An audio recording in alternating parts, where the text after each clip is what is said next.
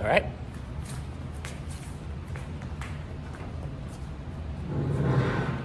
Hey everybody, good afternoon. Welcome to Kalero Vineyards for our third Wine Words event.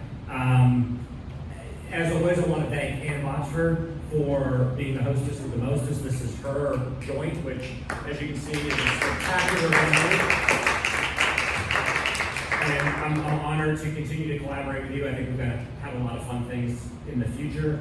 I'm Sean Murphy. I am the executive director of 1455, which is a nonprofit arts organization. We take our name from the year Gutenberg's printing press started pumping out product, which for me, I consider kind of a line in the sand where the distribution of content was democratized. And from that moment on, books and the creation of information was taken out of the clergy and the elite, and at least the proposition that anyone could create and read a book was possible. So that's our spirit, where we get our name from. And our mission is really simple. We celebrate storytelling and storytellers, and we do that through year-round free programming like today.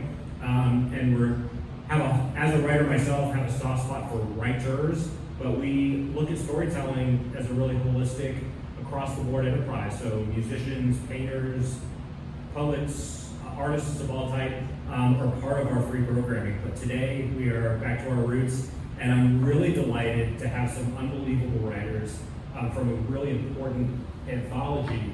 And as always, Hannah Grieco has been my partner in crime on a lot of mutual events. Whenever I ask her to be involved in something, she says yes, so I appreciate that. I'm always at her disposal when she needs me, but those of you that know her know of what I speak. I will introduce her formally and she can talk a little bit about this anthology, and then I'll introduce the writers before they come up. But Hannah, I want to thank you, as always, for being a real passionate advocate for other writers and inspiration for the writing you do. I tell you all the time, I don't know how you fit it all in, but you do. So you are constantly inspiring me. But one of the things 1455 believes in is community. And that can become a cliche really quickly, but to me, community just means bringing people together to have conversations. And I can think of very few people who epitomize what that's all about than Hannah. So let me introduce our rock star to kick things off. Hannah is a writer, editor, and teacher in Washington, D.C. Her writing has been nominated for the Pushcart Prize, Best of Net, Best Small Fictions, and Best Microfiction, and has been selected for the Wigleaf Top 50. She teaches writing at American University and Catapult, is an editor at Alan Squire Publishing, and is the editor of the anthology And If That Mockingbird Don't Sing, Parenting Stories Gone Speculative, which we're going to be hearing and celebrating today, which is published by Alternating Current Press in January 2022. Hannah, please kick us off in style, and thank you.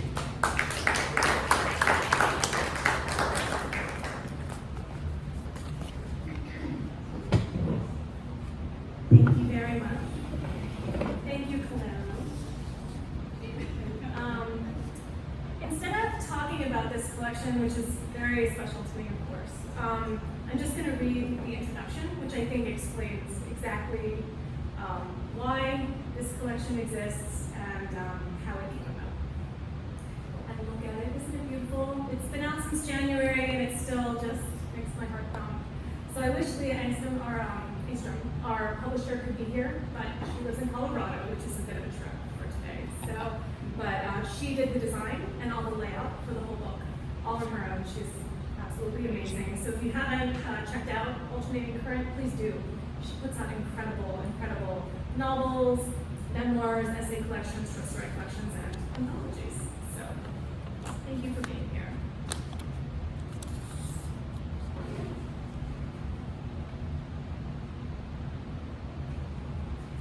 Letter from the editor. When I began writing, all I wrote were parenting essays. Essays in 1,000 words or so, with a neat little beginning, middle, and end. There was always a problem to be solved, always a clear path forward, and everything got resolved around 800 words in, with a paragraph or two of reflection afterward, a neat little present tied with a neat little bow. The end. and made my own parents proud. But sometimes, every once in a while, I'd slip in something horrible and real, something that lurked under the surface. I'd write a sentence, somewhere hidden in the middle, about how I wasn't so sure about motherhood, about whether I was able to keep doing it, or about whether or not I wanted to keep doing it. About moments of anger so big I thought they might swallow me, or moments where I felt like I was sinking, shrinking, crumbling. About being nothing more than mother, and failing even at that. About needing desperately to be more.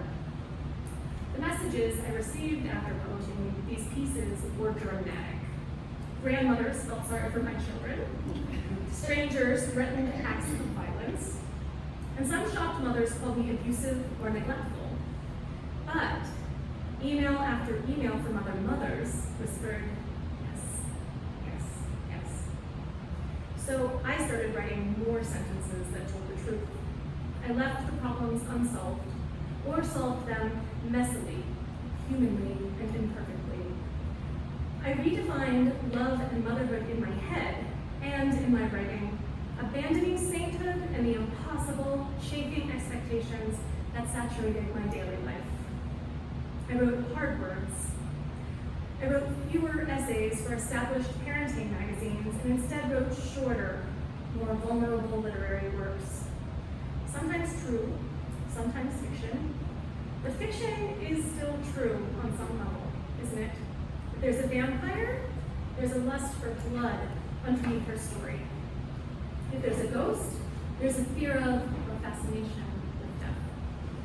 I wanted to read more stories about what parenting really felt like to others, not the Hallmark card variety, but the 3 a.m. insomnia parenting, the fear parenting, the anger, the grief, the love bigger than all of it parenting, beautiful not because of its perfection, but because of its ugly persistence, its messy, human, imperfect beauty.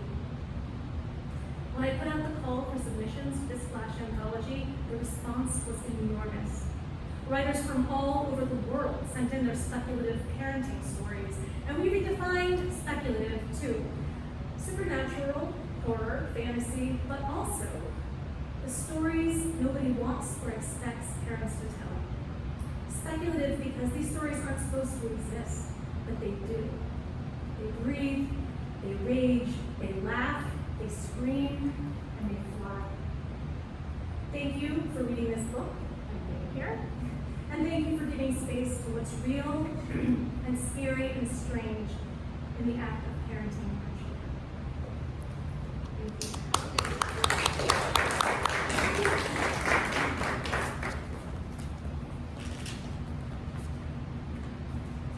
Thanks, Anna. And I don't know if I mentioned this already, but I think what we'll do after each of these 5 writers has read is we'll talk a bit about the anthology, how it came together, and people can talk a little bit about their stories and even answer questions.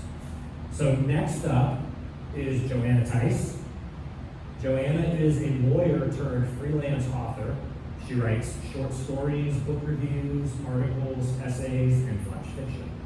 You can find out more about her and her work on her website, which is JoannaTice,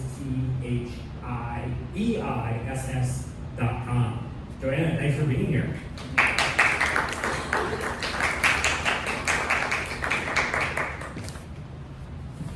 Thank you so much for having me, Sean, and thank you so much, Hannah, for including my story. The title is Order Up.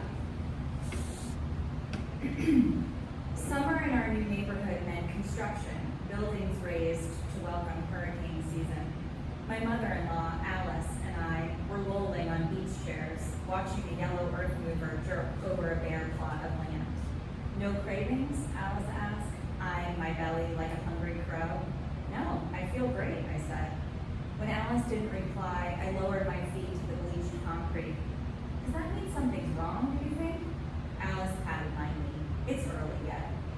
I sat back, adjusting my shirt over my growing belly, breathing in time to the thudding of steel against rock, of the up-tempo warning of a truck in reverse. Andy was at a work site when you saw escape. During my out-breaths, I glimpsed Alice's fluffy bedroom slippers pressed under the closed bedroom door. She'd been there since the first contraction, calling out mindless, minimizing instructions. Birthing you is nothing like the heaving, groaning messiness of pushing out a live infant. Nothing like what Alice was describing. A mere plump, and you were there. You were perfect, immaculately accurate. You fit in the palm of my hand, tan with gentle burgundy freckles.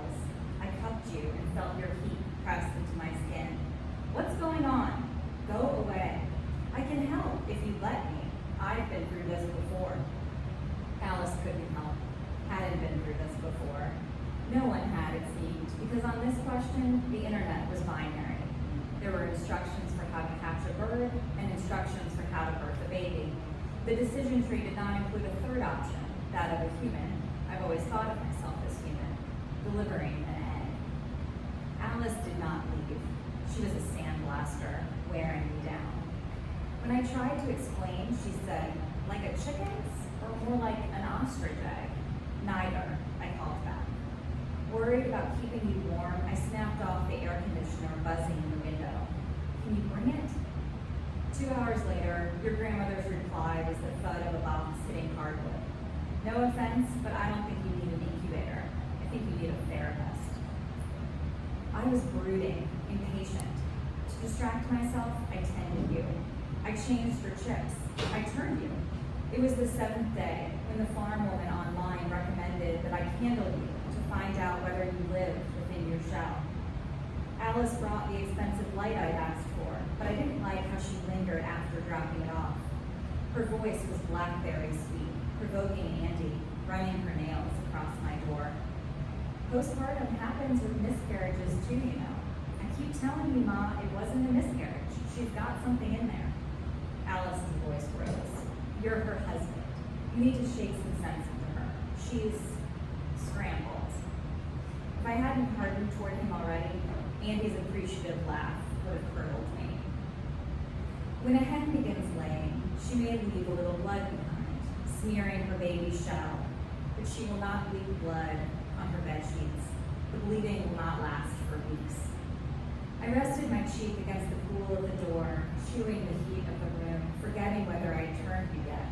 Without the air conditioner, with your incubator humming at an ideal 100.5 degrees Fahrenheit, I was radiating, iridescent with heat. What have you been doing in the bathroom? It looks like someone died. When I told him about the blood, Andy sounded worried for the first time since your delivery. He said that if I didn't go to the doctor, he'd break down the door. But it's nearly hatch day, I choked out through a mouthful of feathers. A broody hen will pet and scratch the hand that reaches into her nest and takes away her eggs. But given the weight difference between a hen and a man, the fact that a man can wring her neck as easily as turning a screw, she has no real choice. When I came home from the disbelieving doctor, the house smelled of breakfast. Unmistakable smells of butter sliding across a heated nonstick pan, of creamy white albumin firming above the gas flame, of bubbling yellow yolk. Alice and Andy on either side of a pan, she holding a spatula, he sprinkling salt on a single egg. Broody hens will peck and scratch. Broody mothers, watching their baby fry, will crack. Thank you.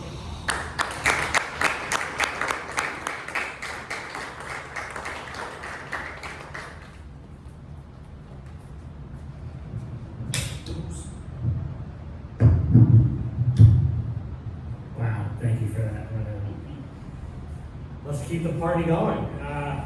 Next up is Sally Toner. Sally is a high school English teacher who's lived in Washington, D.C. area for over 20 years.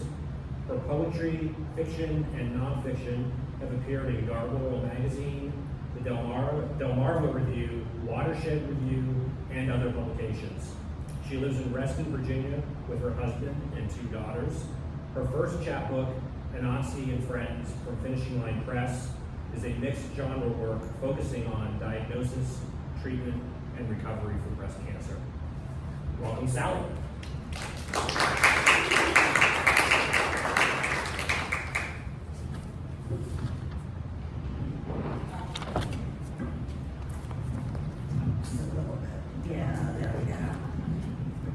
Thank you so much for letting us take the space, and thank you again for this anthology to everyone. So my piece is entitled Steel Cage. The average full-sized school bus with passengers weighs a little over 30,000 pounds. It has a no crumple zone. It's meant to repel impact, not to absorb it. It will cut through anything it encounters on the road like tissue paper. Tissue, thinner than skin. When John is older, he will be applauded for his size. The bras will ooh and ah at the gym, referring to him as an absolute unit. He won't need steroids to bulk up, just puberty, a couple of inches, some lifting before football season. They'll all cheer him on. But today, he's in the seat behind the driver on the bus. His mother is the driver. She brought him to school to discuss what's going on with the other kids in class, the 5th grade bros. John isn't a unit yet. He's short, red-haired, freckled. He's about 50 pounds overweight with a milk allergy. She's not sure how they ended up on Route 29 when her father, a unit himself, took her along on his tow truck routes, showed her the ins and outs of large transport back in the day. There weren't cameras mounted on the ceiling. This one is high-tech. These vehicles all follow the same rules of operation. Mom, where are we going? John's voice is quiet. He followed her after she beat the shit out of his teacher. She doesn't remember exactly how that happened. She went in to talk, just talk. But that asshole, with the dark brown corduroy pants, a tan leather belt, hipster and horn-rimmed glasses, Christ, she despises millennials, all needing a script. The dipshit teacher, caught off guard, suggested they schedule a conference. The morning bell rang. She tried to explain her fears for John. He'd come home with bruises on his shins. She suspected were from his table mates kicking him hard from underneath. They could do that. Turn his leg all shades of purple, yellow, green, like a field of bluebells and daisies. They could do it and not even scuff their goddamn white sneakers. So many white sneakers. Expensive brands. John had begged her to buy him some. She honks the horn. Cars swerve. They're not used to a school bus blast. She presses the lever to flip out the stop sign, turn on the lights so no one passes. Then it occurs to her that cars in the next lane might clip the sign. She pulls the lever back, sees lights behind her. She knocked the teacher's glasses off first. When he crossed his puny arms and took that tone, she landed a right hook. Her father taught her how to box, too. Number 1 rule, always get in the first punch. She just wanted to talk anyway. Show the teacher the text the girls sent John, pretending to like him, asking him to bring an extra ham sandwich, one of the special ones with vegan mayonnaise. They said they thought gingers were cute. He showed the messages to his mother, so excited. He didn't show her the other messages. When they sent him a gift of the laughing hog and typed, "Of course you like pigs. Boy piggies are ugly." She only saw that when she snooped on his phone after he refused to eat for a week, scratched his arms until they bled. The lights behind her are blue, and now sirens. The windows rattle, and the cab's metal shudders as she changes lanes. She and John are Smokey and the Bandit. He's never seen it. Maybe they'll watch it tonight. Mama, you're definitely going too fast. He's so calm, but he never calls her Mama. Just when he's had a nightmare or he's really sick. Maybe when the other children screamed and huddled in the corner of the classroom while she kept throwing punches. One of them had red braces. This Mama got red all over the teacher's corduroy pants. John may have also called her Mama when he ran after her into the parking lot, when they climbed aboard the bus with the keys still in the ignition, driver on brake. She knew what to do. She sees lights ahead now, flares, waving, but they're in a steel cage. She knows that well. They'll cut right through like tissue paper, thinner than skin.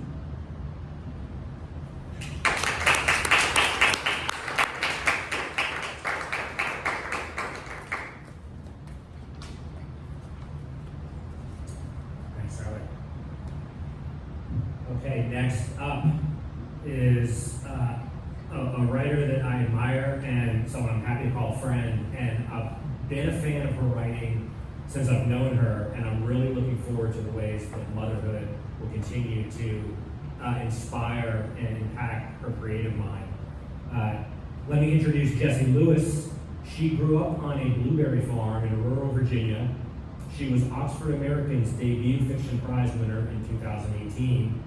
In addition, her essays, short stories, and poems have been published or are forthcoming in Alaska Quarterly Review, Massachusetts Review, Zone 3, Sonora Review, The Pinch, Appalachian Heritage, among others. Her novel manuscript, She Spoke Wire, was a finalist for the Penn Bellwether Prize for socially engaged fiction. Welcome, Jessie Lewis.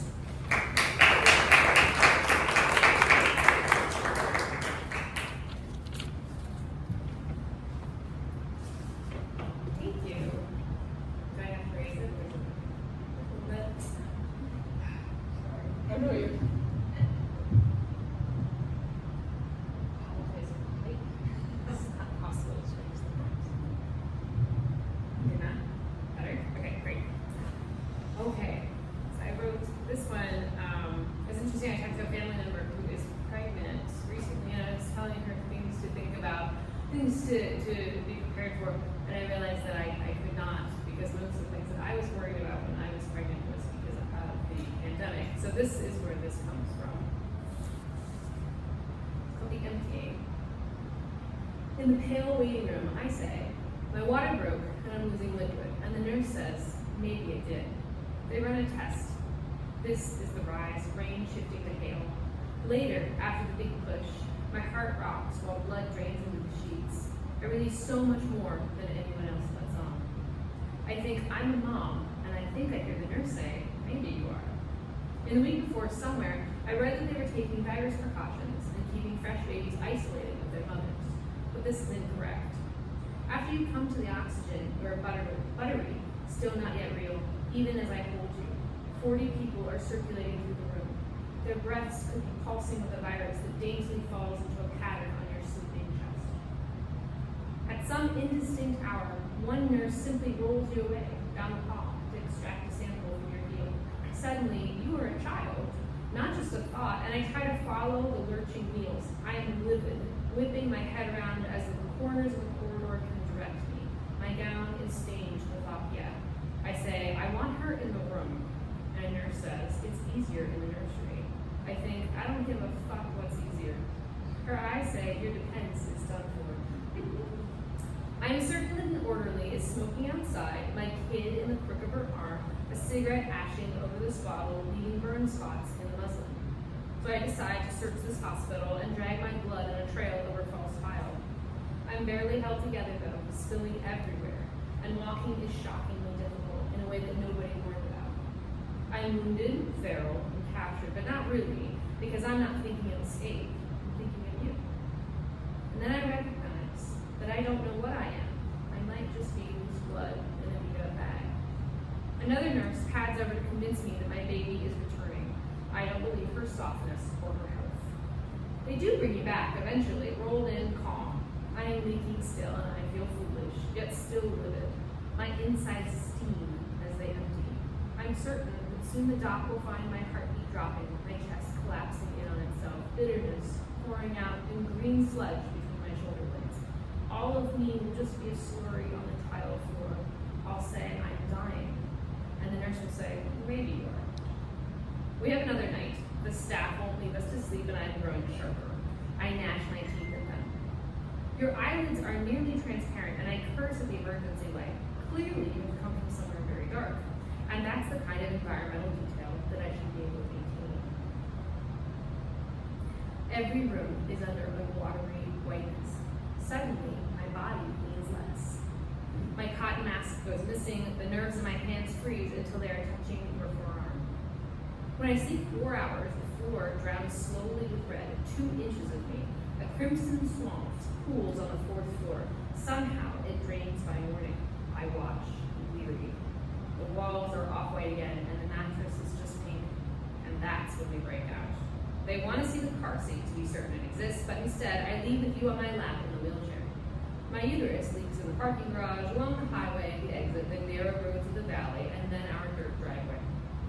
I try to imagine this as a line of poppy petals following us, but really, it's just my iron mimicking the yellow center ones. Over miles, I realize that I have made all of your cells, my cells, and all of the red I'm drawing across the map. I am vast. I am still living. Do you know, I ask, you're already making your own eggs. Meanwhile, your hands just clasp and unclasp as you consider each new ceiling and sky. Thank you.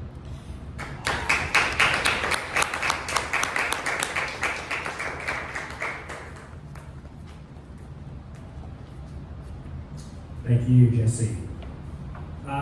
Last and not least, another creative force that I'm constantly inspired by and a little bit envious of in terms of productivity and just the passion and brilliance that she brings to bear. Let me introduce Tara Campbell. She has a BA in English, an MA in German, and an MFA in creative writing. She has demonstrated an aversion to money and power through the combination of acquiring these degrees.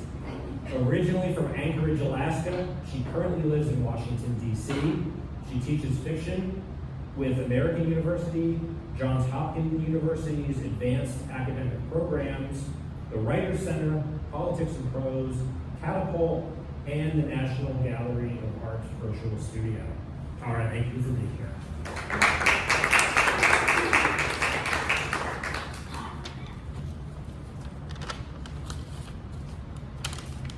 Wow, this microphone is so shiny. My goodness. Let's see if I can.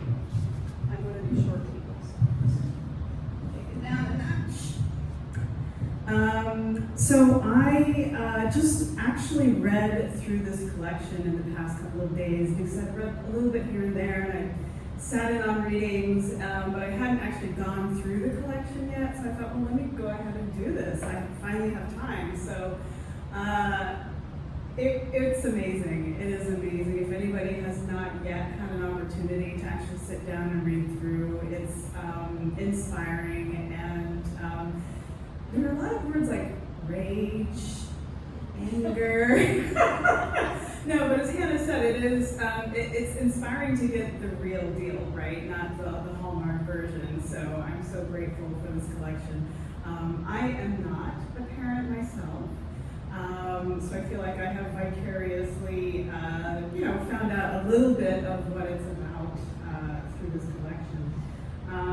But my inspiration for the story that's in here, In the City of Warring Babies, page 76 for anyone who's holding, was a kid across the hall from us when we were in the condo, and I think you'll see how this kid inspired me. Mind you, through two sets of doors, the hallway in between, and all the way through to the back of our condo, this kid was inspiring me in a way that you'll read here. This is called In the City of Warring Babies. When you moved here, we all tried to tell you it's not your fault.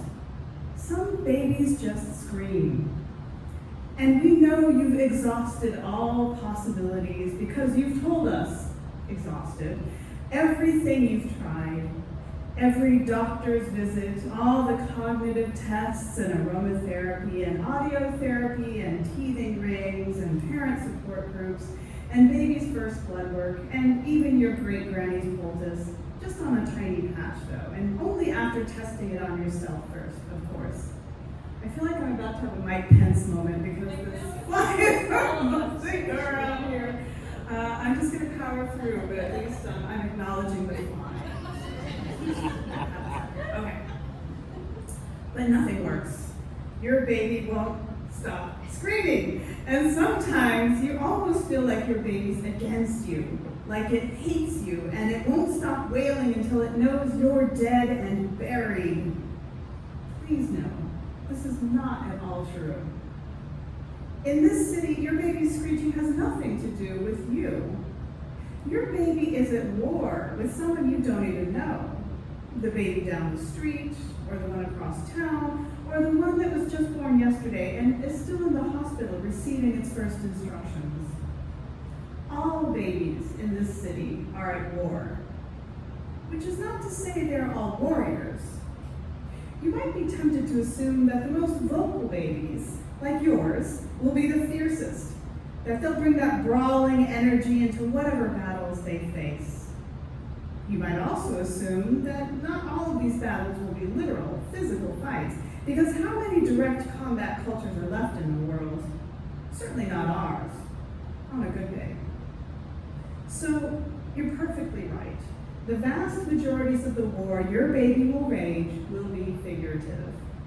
They may be individual battles, say deciding whether or not to cheat on a test, or interpersonal, whether or not to let a friend cheat off of their test, or societal, whether to vote for candidate X or Y, or just run for office themselves and do all the cheating firsthand.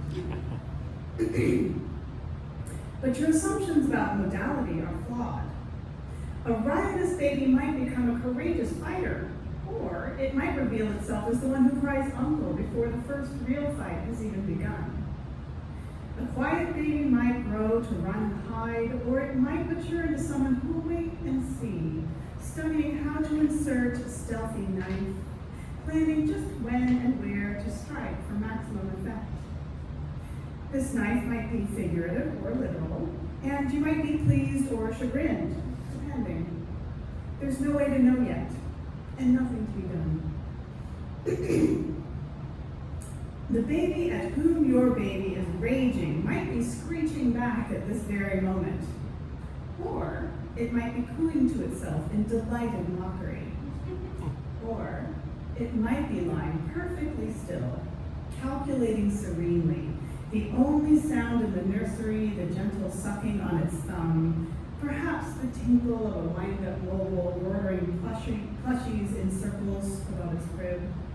Not that the baby would know, because it's likely gazing up at a point beyond the fuzzy yellow whales swimming their lazy rotations overhead, its eyes on a future coalescing in tune to your baby's screams, calmly choosing its weapons: money, knives, pride, planning how to negotiate terms of engagement, and contemplating already how silently they will shatter, how smoothly the blade will slide through skin.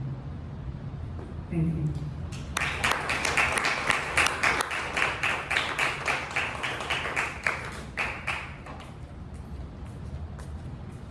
Thank you, thank all of you. If it's agreeable, what I envision, maybe if everyone, all the writers/readers can bring their chairs up, I will sit off to the side but have a few questions, and I certainly would love to hear each of you talk a little bit about your pieces.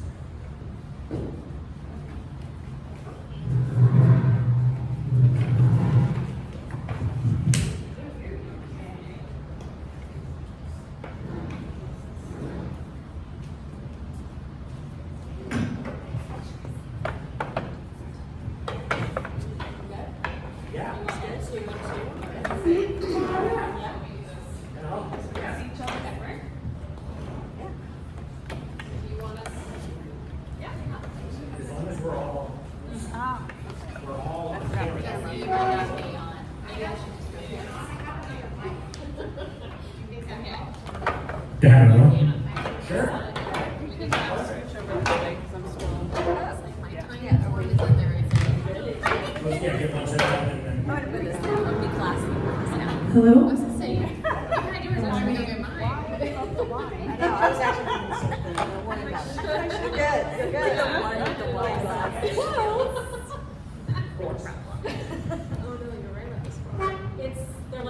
They're actually like 5 or 6 flies in there. We see them everywhere. It's not just one. That's why they're everywhere.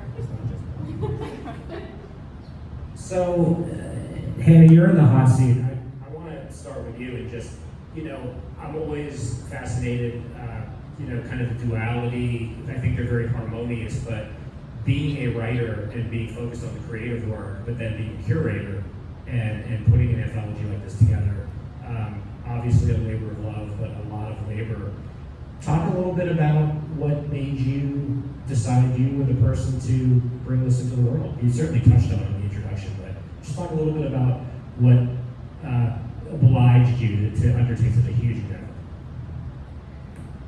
There should be a really good answer that sounds really smart, but the truth is that I tweeted that, that we needed more not stupid parenting stories. It's like a really vulgar, annoying tweet. I'm on Twitter all the time. And so I tweeted something like, I am so sick of freelance essaying.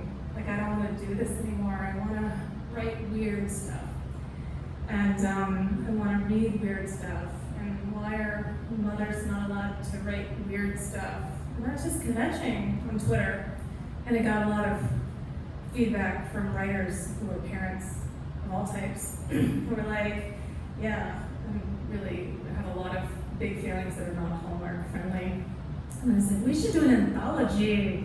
This would be amazing. I've never done an anthology before or anything like that. I had only edited like individual pieces, and I had just started editing longer manuscripts. I had just started at my current job. So it was very new to me, and so many people were interested, and then a wonderful writer online said, you should talk to such and such press. And then I was like, oh, that's interesting, and then a whole bunch of other presses actually DM'd me, and were like, we would be really into this. So Alternating Current was the one, I think like 5 presses contacted me, like in 20 minutes after I tweeted. It was chaos. I was not prepared, and I did not have a plan. And Leah, Alternating Current, was like, I'm in, you want to do this? And I was like, okay. And I didn't know what I was doing at all. So I said, all right. And I had worked, on literary magazines, so I knew how submittable worked. So I was like, it'll be fine. It'll be a piece of cake. It was not fine or a piece of cake. It was really hard. And what I didn't know was that hundreds and hundreds and hundreds of people were going to submit their fiction and nonfiction, flash meaning it was 750 words or less. So I didn't expect so many subs, and I didn't expect them all to be so good. They were so good because people have really big feelings. And a lot of lit mags are not publishing a lot of mom stories, it turns out. I had noticed that myself when I was trying to submit my weird mom stories. They'd be like, this is great, but not really a match. And it was like a 20-year-old college student on the staff, right? So like a masthead. I'm like, oh, I don't know about your weird, raging murder mom story. And I was like, So this anthology was, I think, for some of us, the first place we really started doing it, like putting that out there and seeing what happened. And the result was accidentally like this magnificent collection of incredible writers. I did not think it was going to be like this. And the whole process was so hard and so magical. But it was an accident. It was just me farting around on Twitter. So I love that, and I think that speaks to kind of the authenticity of the project and its origins, but also kind of how organically these things happen. Speaking of community and literary, there's that whole, do you want to write the story you're not reading, write it yourself. If you want to see the anthology, curate it yourself. I think a great way to get a little perspective for everyone, which will give each of you writers a chance to maybe either talk a little bit about your story, but I'm really struck, and I think what you articulated so clearly and forcefully, Hannah, in your introduction is when you put the call out, you were getting the whispers of yes and the flood. Certainly, this is an open-ended question, so take it in any direction you want, but I love the idea of tackling motherhood creatively via speculative or flash, or just as opposed to kind of the standalone magazine-type essay, and how that is either liberating or, how you each individually kind of attacked that project.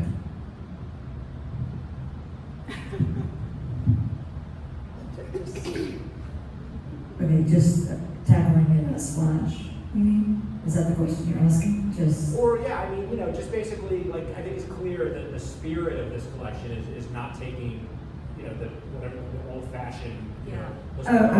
let's be be polite and, Right. let's not worry about upsetting anyone. I think this anthology leans into, let's upset people. Well, there's a real, Really, but if I could just say, when I got your story, Sally, in my queue, I was like, what? Sally writes the most beautiful poetry. And she's written a beautiful essay that I nominated for Pushcart, right? Like I've edited Sally before. I wasn't expecting a mom who beats up a teacher over a bullying incident and steals a school bus. And I was like, oh yeah, yes. So I wanted to say that Thank before you. you talk about. I have a dark side. I have a dark side. Yes. No, there's a really amazing poet. Her name's Laura Geegan, and she taught this poetry class at the Writer's Center, and she always said, oh God, no mom poems.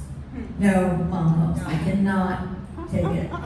And I think there was some validity in that at the time for the very thing that Hannah says in introduction, the very thing. Because especially when you're writing as a parent, you talk about you're writing your babies, well, these are your real babies, right? So I think what this collection allowed us to do is to let it loose and to really be honest, and I think that's what the format did as well.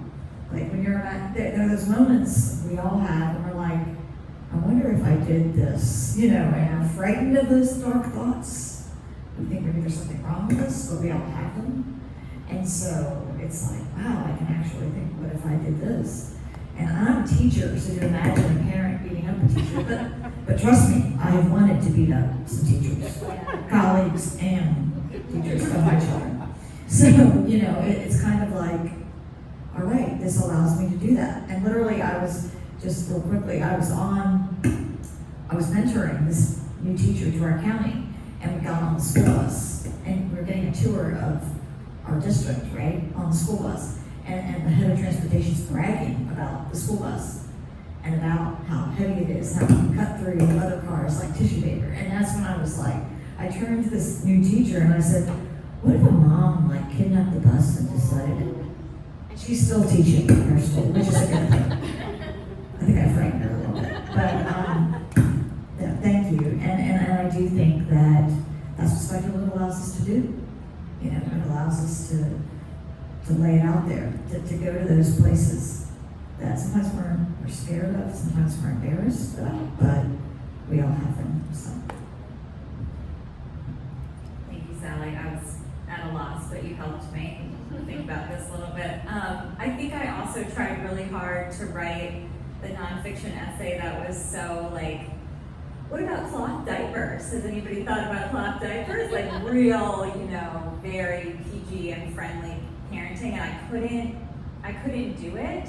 I couldn't figure out what it was, and this call, and I might have seen that tweet. I might have been really inspired by that too. Yeah. To think for me, my story was about this idea that for me, when I was pregnant, when I had a fetus in my body, I felt like I was in control of that person, and I felt like I made the decisions, even when people were, don't drink caffeine or whatever, I still felt like it was mine, and as soon as the baby was born, it was everyone else's, and it made me kind of think about that loss of control when things don't go a sort of normal trajectory for a person who gives birth. So I really loved the idea, and it was the first time I had I love the idea of a speculative parenting anthology because I never had written speculative before, and even with fiction, I felt like I had to write really realistic, even though secretly I read a lot of fantasy, but I felt like my box had to be, sort of realistic. So this was really fun for me and opened me up to all sorts of, let myself be a little bit more free and a little bit more down and dirty when it came to parenting. Although I'm excited for my child who is 6 to read these stories and go, wow, it was maybe a little tougher than the photo albums led on. But yeah, so I'm so grateful that I got to be a part of this, and I probably will never have a cloth diaper, article in Parent Magazine or whatever, but it's cool. Isn't all correct over there. Do you want to? Sure.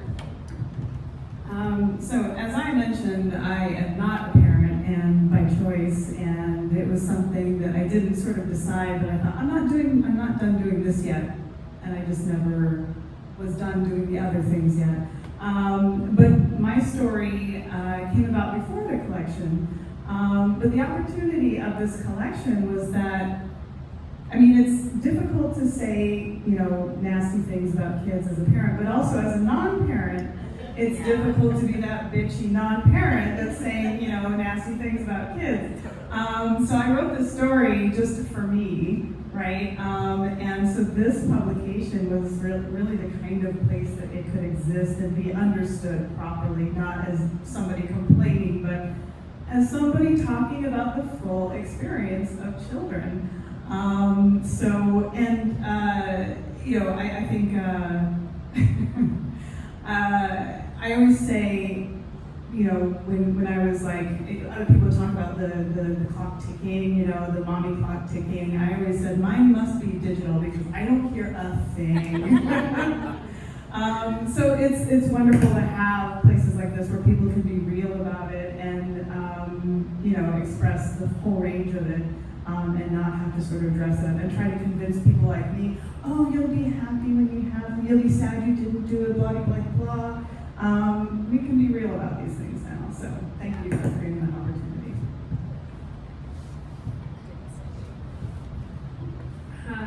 I saw Hannah's tweet, and I wrote it in about 24 hours. I was super tired. My kid was eating every 2.5 hours, probably, and not enough. And so we were panicked because it was like, okay, so we're gonna have to shift. And we had no idea what was happening. We weren't allowed to see our dog together, my partner and I. We had just come through a bunch of different visits to different doctors where I was the only one who could go because it was during the pandemic. Which a lot of people did that, but I kept hitting these walls of talking to professionals, and I'm very accustomed to the medical field because of a lot of my family in the medical field, which also makes me feel like I somehow can handle it better than other people, which isn't true. But I did, at one point I said, I know everything's shut down, I know we're coming in at certain times to read OBGYN, like how about birthing classes, is there anything? And she said, you should probably check out YouTube. And so this is kind of like, it was like Hannah's tweet. Twitter was like the only thing I had because it was 2020, and it was like this was it. And it's like, oh, I can do this. This is that moment, which I don't think people think of as a moment for writers is also an escape from the present, to focus themselves, to find an intention outside of their current world, or maybe to draw that current world into focus even. And so that's what it did for me. So I'm incredibly grateful for it because it was like just a moment to find my pen again, even in the wildness of that. So, What's amazing about this is that I don't believe you have to have a lived experience to appreciate a story or essay. I'm not someone who believes that. And I think the book is accessible to everybody. But I remember every single one of your stories when I read it for the first time. And I had experienced every one of these things. And your story, I know the way you think of it, but I read it as actually very loving. Even though you're like, I will kill everybody in this building. But it is such a relief to have someone who's not a parent hear my screaming baby, and my babies could scream. Wow, could they scream? Wow, they could scream. And to hear that and to give me this fantasy world of cognitive warfare is amazing. I found that magical. A mom stealing a school bus was everything I wanted. This evil mother-in-law frying my egg, I was like had a very similar hospital experience. And so I was all of it was very relatable to me in really important, intense, personal ways. So it was like Hannah's therapy hour, 20 million hours to do this anthology, but I think a lot of people ended up feeling that way about the book. And again, it was sort of an accident, but everything, I don't believe in fate, but it felt like, wow, this is all falling into place in a way. There's so many, we have dads in there, we have people who are not parents, we have a stepmother poem that is absolutely stunning about how hard it is, how much resentment is involved in being a step-parent. The dad stories were incredible from all variety, which I do think we need more dad stories that are not Hallmark. We don't have enough dad stories out there that are real. We had a sister who was a caregiver to her sister. We have all sorts of really interesting stuff in there, and I think they're all really accessible that way. And so I thought that was really cool. So another super open-ended question that each of you are welcome to take in any direction you want, but I think it warrants a slight belaboring of this point. Hannah, in your introduction when you were talking about your writing and how you got the expected barrage of hate, and how stories like these are opening up an opportunity for dialogue, an opportunity for truth. I'm always personally fascinated by the whole concept of narrative and storytelling, and understanding that it's not just that you in particular, and in your example, are exposing uncomfortable truths that people don't want to hear, but the narrative that you're pushing up against isn't just this objective narrative. That's a narrative that is owned and pushed by a very powerful lobby, whether that's the hospital system or the baby care. The narrative that motherhood is a Hallmark card is itself, of course, a narrative. So I guess I just find it's so liberating and fascinating, which I think is what the essence of what creative writing can do, is be more informative and more empathic than the feel-good narrative. You're actually, the anthologies like this are helping mothers in ways that the feel-good narratives are hurting mothers, because it inevitably breeds these feelings of inadequacy and competition, where these are very empathetic and very affirming. So,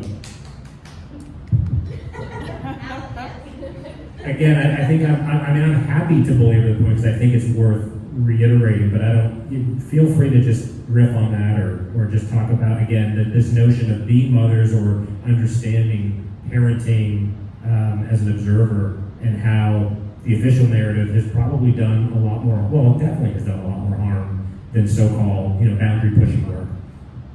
I think that relates to freelancing in general. The freelance pieces you read in major newspapers and magazines, and that's where I started writing. And every essay, no matter what the topic, ends happily. There is a big light bulb moment.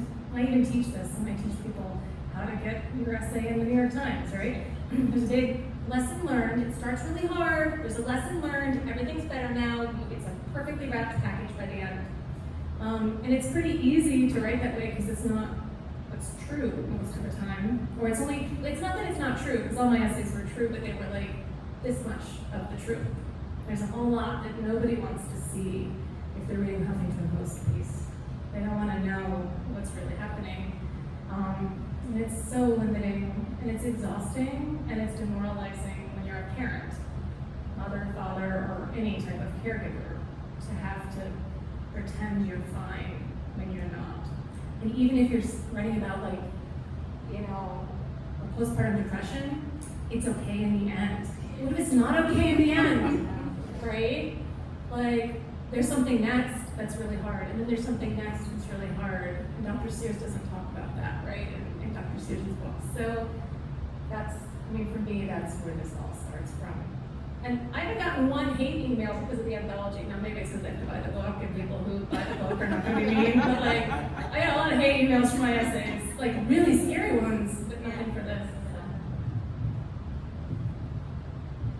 I think I find it really ironic that I've actually essentially met all of you through social media. I think in some format, through Twitter mostly, but I find it really interesting that based on my journeys of finding classes on YouTube for pregnant mothers, the terrifying amount of information that is present on there for young mothers, and where that takes people and what it tells them they should feel and what they should do and who they should trust and who they shouldn't trust. And I think I was so overwhelmed by that. I just really wanted to tell somebody it's okay to not trust anyone, because that's kind of the feeling at a certain point.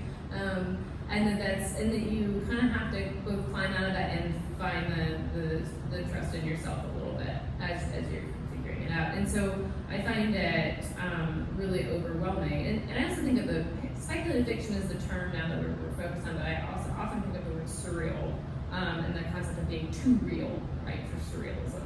And that it's so real that you can't actually make it based in reality, because we cannot approach it in reality. And I really appreciate the fact that it was speculative that allows it to step outside of that and actually talk about more truthful qualities of parenting.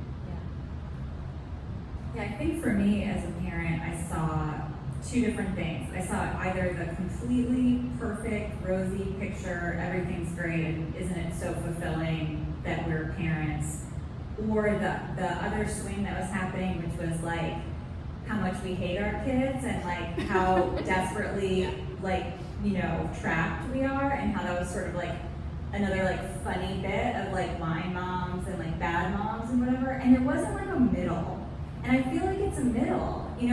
It's really hard, and like you want to get out and you want to do something else, and kids are so annoying and terrible, but you also love them more than anything, and they're like the most precious, beautiful things, and it's so complicated.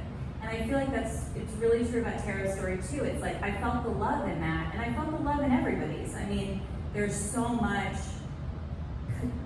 conflict that each narrator is feeling in these stories, between just like almost like the revulsion of your story and the like complete violence of your story, Sally, and also just like that there has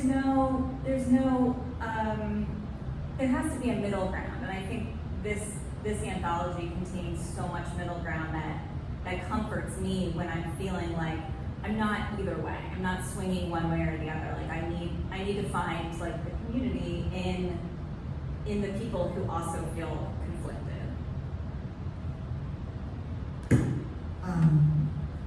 I keep coming back to a line from Tara's story that I can't get out of my head, which is, we are all at war, but we might not all be warriors, right? And I think that's the case with women. And whether you're a mother or not, fear and shame are such powerful forces. I'm a Catholic schoolgirl, so I know fear and I know shame, right? And so I think as writers, we can speak to that. We can talk back. We can find the words to acknowledge it and move forward. And that can only be good for us and for men and for everyone, It's necessary. And so I'm just grateful that we have this ability to do it.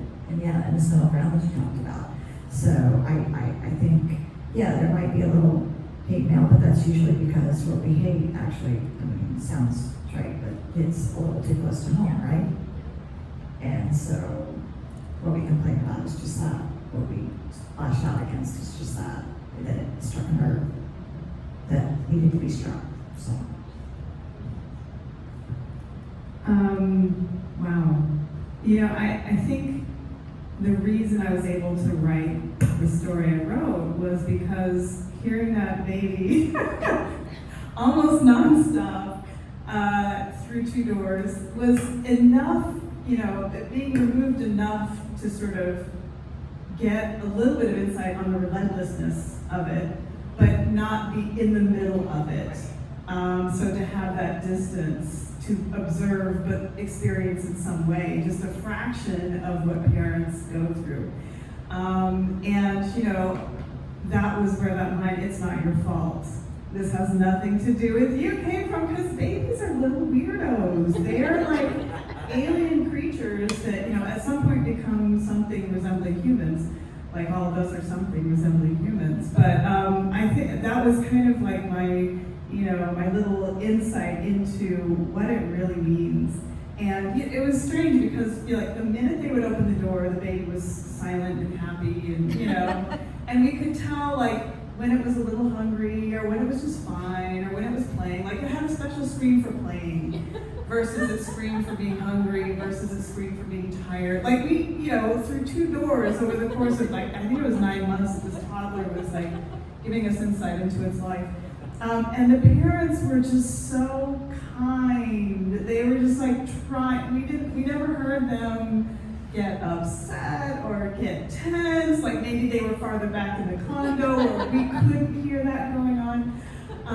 But just having that experience through those 2 doors, and then seeing them like put together and pleasant people once they stepped into the hallway, I'm like, how the hell did they do this?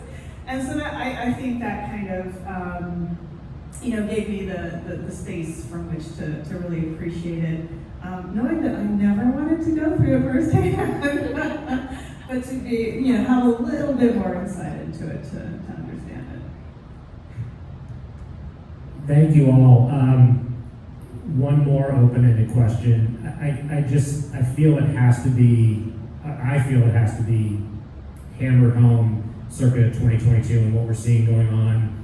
The more things change, the more they stay the same. We take 4 huge steps forward as a culture and then we are driven back. But one of the things I find myself talking about, both in the context of 1455, just in general as a creative, is this notion of if when I'm asked like, well, is it political and how do we have open communication? And to me, there's so many different directions to go in with that, but to me, we have such a dearth of empathy. It's just a huge collective absence of empathy, which leads to so many of these problems. And I feel like this type of writing, someone experiences these types of stories and they will not be the same. And I love the idea of creative looks at very difficult topics, generating empathy, and I think that's important work that we're doing right now.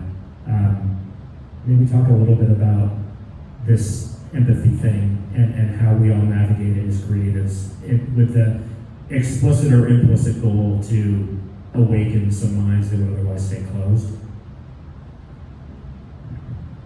So, easy question to answer. One easy here.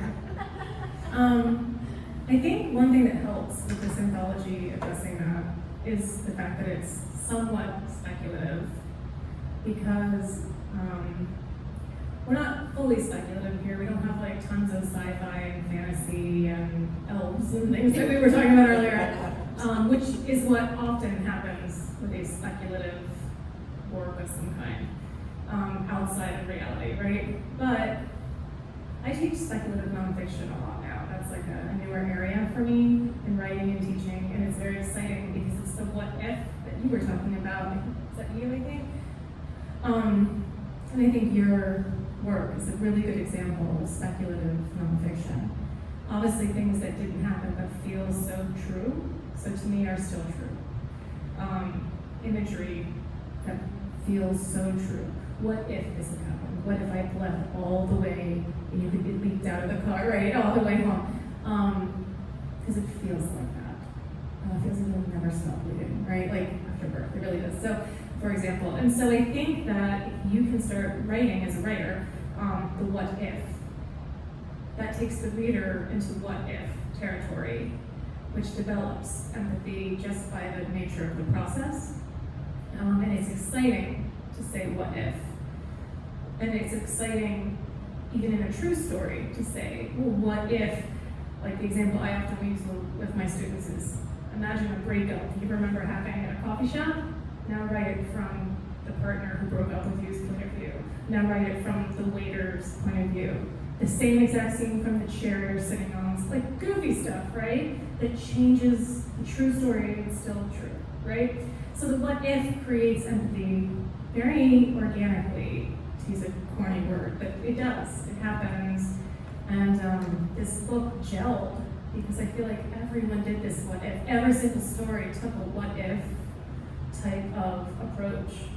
and went in some wild directions, but nothing closed off the reader. Nothing didn't feel real, even though it was, an egg. They ate your baby, but like, it was still like, oh, it was right there. And there were like 4 egg stories. Eggs were a big thing, and eggs were like, there were certain things that were very, very common, and eggs were one of them.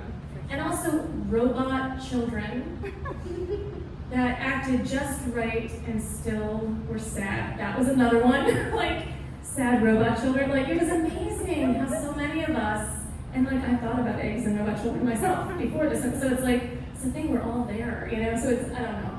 That doesn't answer your question, but I thought they were interesting. Repeat it one more time, just so I can think. We lack empathy, and I'm counting on the 5 of you to solve our problems as a society. Go.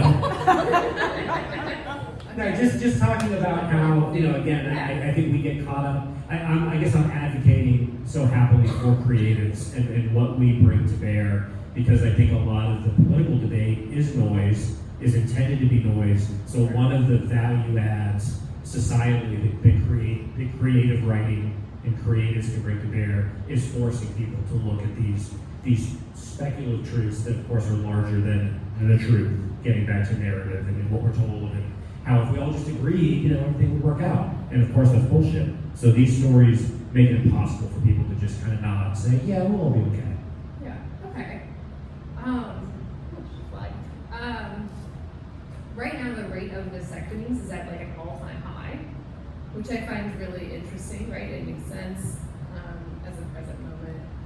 But I also find it really, really important to read stories that I haven't read before, and to have other people read stories that I haven't read before.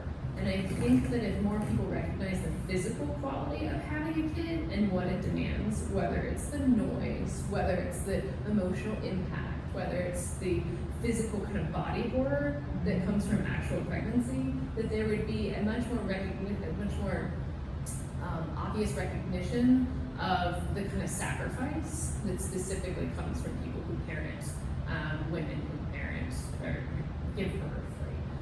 And so I think that's really important. And the fact that vasectomies are at all-time high, I really hope that my story added to that. just a little bit. No, I think it's really important to recognize. I know just about every couple that I know of. I'm a hardcore millennial, doing laugh in your story. I'm definitely right in the middle of millennials. And most of the millennial parents that I know were completely blown away when they had a kid, because it was not what they expected. Physically, emotionally, it was just not, and nobody had warned them, because that's the culture of not warning. Gen X also had no idea what I There was you in go. for, so I think There you that's go. pretty. So that's what I appreciate. Yeah. Perfect. So maybe we shouldn't buy this for new parents, but it's definitely coming into it. Or maybe we should. Birth Every control, new right parent should go. there. There we go. It's all for Sears. There we go. The reality of it, I think, is what's really important, even in the lack of reality within it, right? Yeah, for sure.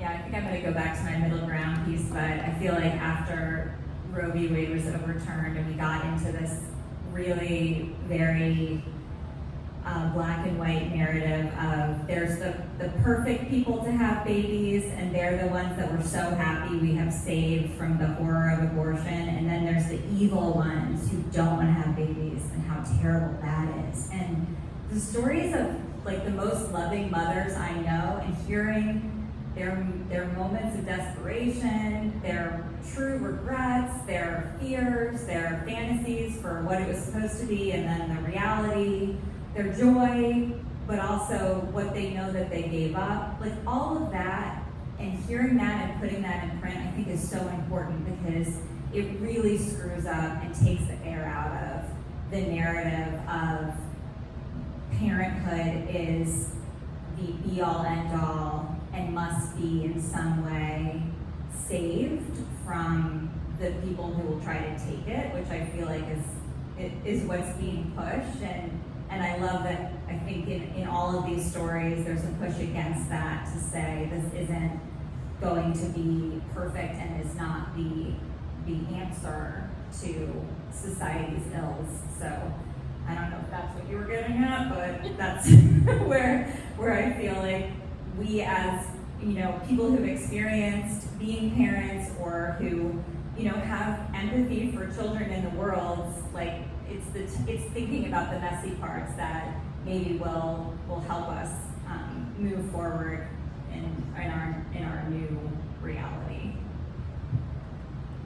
Well, I'm going to start by thanking Hannah for reminding me of the question, what if? Because I'm, focusing my own work right now on some nonfiction.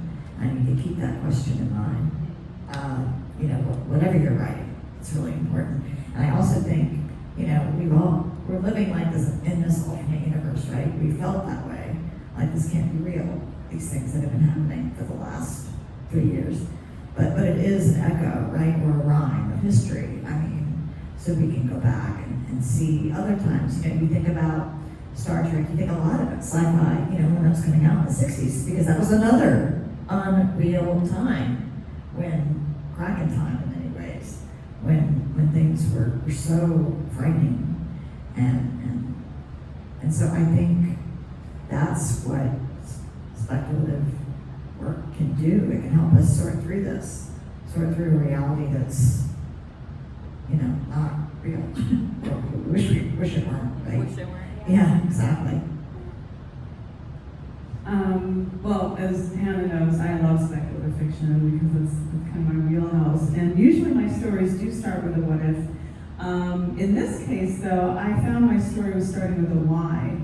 Like, why do babies scream so relentlessly? Like, what's going on there? Because there were no other external factors, at least not that I could hear through the 2 doors.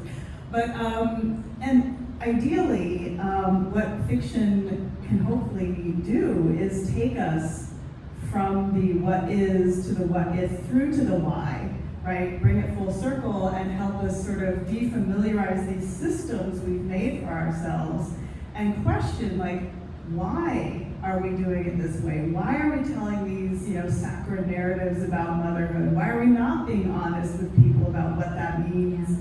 Why are we creating laws that aren't honest about the impacts that pregnancy and childbirth has on people who can be pregnant and families and society as a whole? So ideally, through these thought experiments, kind of divorcing ourselves from the what is and analyzing that, asking what if and going through to the why is kind of the ideal place for fiction to leave us, I think.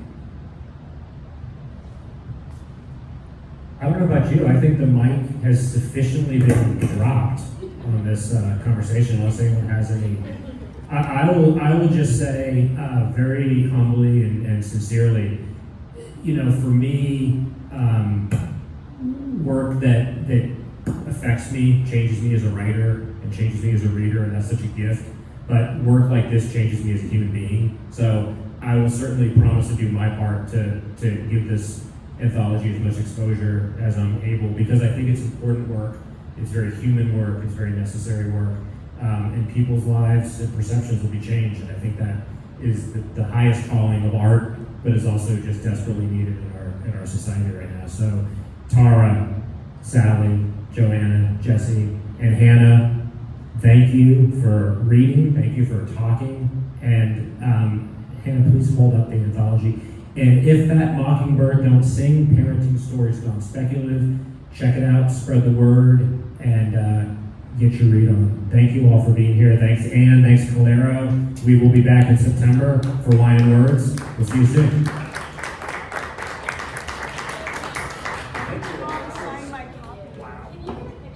Yes, absolutely. Yeah, I would love I that. should have a little sign.